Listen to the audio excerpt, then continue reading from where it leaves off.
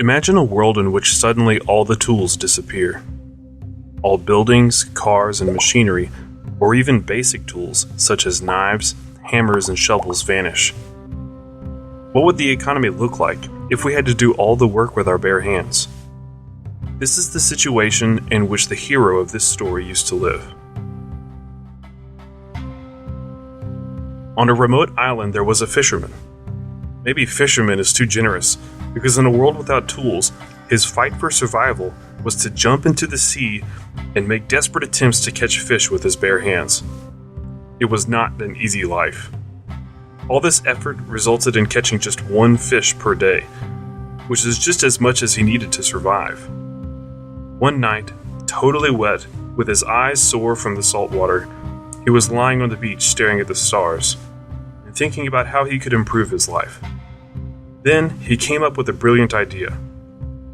If I could just extend the reach of my hand, I might be able to watch the fish from above the water and probably catch more.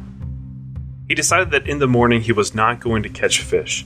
Instead, he would devote this day to implement his plan. He searched the woods, looking for a strong, straight branch, which with great effort he managed to break off.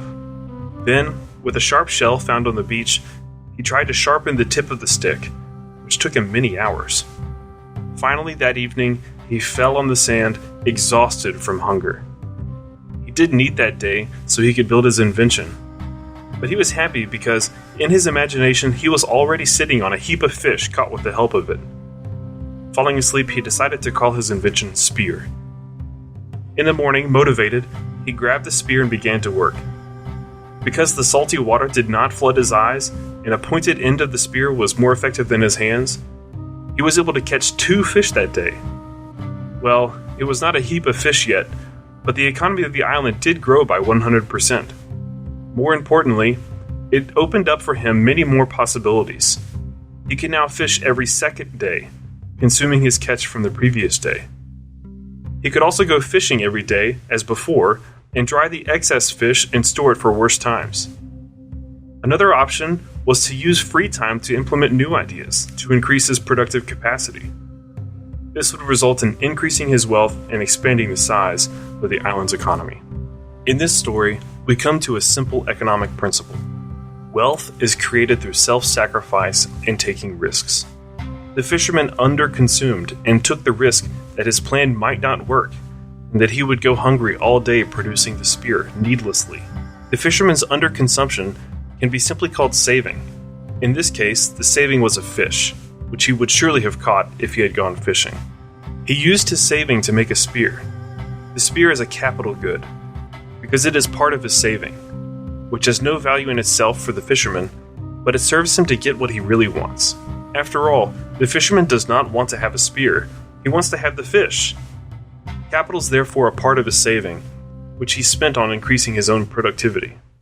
Let's fast forward to our world to illustrate this example in real life. 2 friends got a very well-paying job in a company called Corporation X. The employer offered each of them $10,000 a month. Not believing his luck, one of them, let's call him Prodigal Pete, immediately bought a big house with a garden on credit. The monthly rent amounted to $3,000. He bought a luxury car, also on credit, for which he paid $2,000 a month. Bills for the apartment, the cost of the car use, hiring a gardener, and a cleaning lady amounted to another $2,000. Prodigal Pete spent the rest on eating in fancy restaurants and hanging out with friends, who surprisingly became more numerous after he got the new work. At the end of the month, he had no money in his account left over. Meanwhile, his colleague, Thrifty Tom, knew the story of the fisherman that was told in his family for generations. After getting a job, he rented a medium-sized apartment, for which he paid $1,500, because he thought that currently the apartments were too expensive to buy, so he decided to wait for a better opportunity. His monthly ticket for the subway cost $100. The other bills for the apartment amounted to $400. Thrifty Tom also liked to dine in restaurants and meet his friends, but he decided that for his entertainment he would spend no more than $500 a month. Most days he ate meals at home, trying not to waste food, which cost him another $500. This way, Thrifty Tom could save $7,000 every month, years passed and Pete was laughing at Tom. He used to say to him, "Get a life, man. Stop being a Scrooge." Or, "How's your car?" "Oh, sorry. I forgot you were still using the subway." Tom felt upset because he dreamed of a big house with a garden and a luxurious car. But common sense took precedence over whims. He invested his savings in various projects. He opened a small shop in the area, where he hired one employee. After paying for all the costs, his profit amounted to $1,000. Still, however, he did not increase his spending. After some time, he opened a restaurant, from which he drew profit of $2,000. Later, he bought a bit of real estate, partly on loan, and he rented it to various companies as office space. His gains after his loan payments amounted to $4,000. Tom kept acting. After a while, gains from all of his projects were already $15,000. Suddenly, hard times fell upon Corporation X. Because of some bad choices and a global recession, it had to fire 2,000 employees. Among them were Pete and Tom. Tom suffered a slight scratch on his honor, because no one likes to be fired, but other than that, he didn't care too much about the situation. He had an income in the amount of $15,000 per month from his investments and a large amount of savings. Pete, in turn, panicked. The bank demanded payments on a loan, which Pete managed to pay only half. Friends invited him out for the first week, but when they saw that Pete had financial problems, the invites began to fade quickly.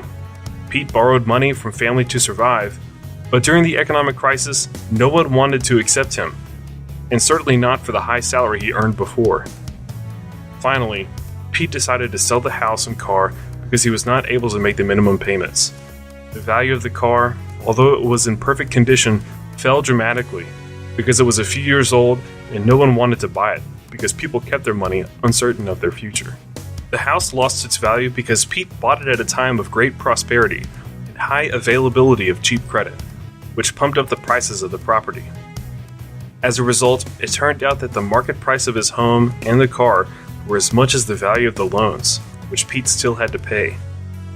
Pete was really hurt by the fact that for so many years he was paying the loans and now he was left with nothing. He still had to sell because he needed the cash right away. After a few days, Tom called him and said that he would buy both the car and the house.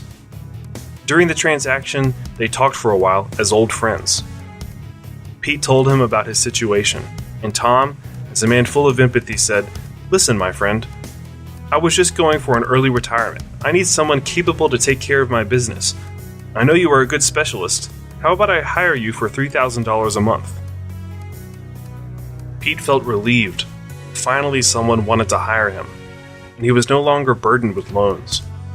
He accepted the job from Tom, rented a small apartment, and began to save.